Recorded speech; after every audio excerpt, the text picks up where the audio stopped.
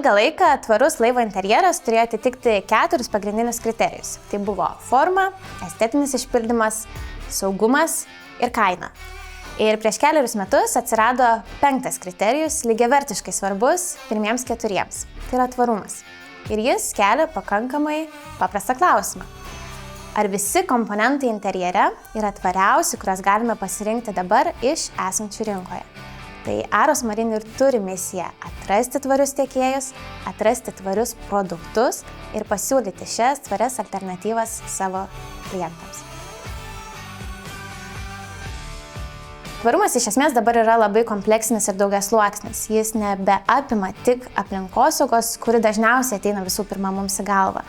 Tai taip pat yra ir socialinė atsakomybė, taip pat tai yra ir tvari valdysena. Tvarumas kaip ir žiediškumas yra sunkiai gyvendinamas arba yra tikrai mažiau rezultatyvus, jeigu dirbame tik vieni patys. Tam mums reikia komandos. Didžiuojamės, kad mūsų komandoje taip pat yra ir Kauno technologijos universitetas, su kuriuo jau 2 metus siekiame surasti tvaresnių sprendimų laivų remonte. Taip pat tai yra Urban Bees, kurie padeda mums plėtoti miesto bitininkystę. Ir džiaugiamės bendradarbiaudami su Sustainalyze, kurie padeda įsivertinti mums kiekvieną CO2 pėdsaką.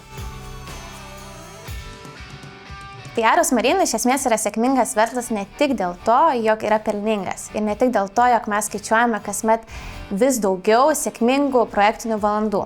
Mes taip pat skaičiuojame ir gerumo valandas, kurias skiriam organizacijoms, kurios mus įkvepia, tokioms kaip Raudonasis kryžius, Maisto bankas, dienos centras AUK, Vilties miestas, Restos du Cœur veikiantis Prancūzijoje.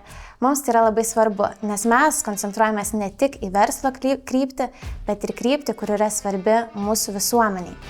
Taigi strategiją mes deriname su Paryžiaus susitarimu, su ES žaliuoju kursu ir taip pat su Jungtinių tautų tvaraus vystymosi tikslais. Dažnai išgirstu žmonės sakančius, kad tvarumo sąvoka, žodis tvarumas jos erzina, sukelia kažkokius neigiamus veiksmus ir man atrodo tai yra dėl to, kad mes kartais jaučiame šiek tiek bejėgį ir galvojame, kad vėluojame kažką padaryti arba vieni patys negalime kažko padaryti.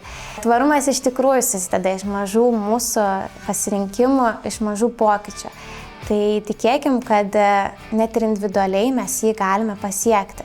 Bet priminkim vieni kitiems, pasidalinkim savo praktikomis, pasidalinkim savo įgūdžiais, savo idėjomis, ar jos tikrai sukurs geresnį rezultatą.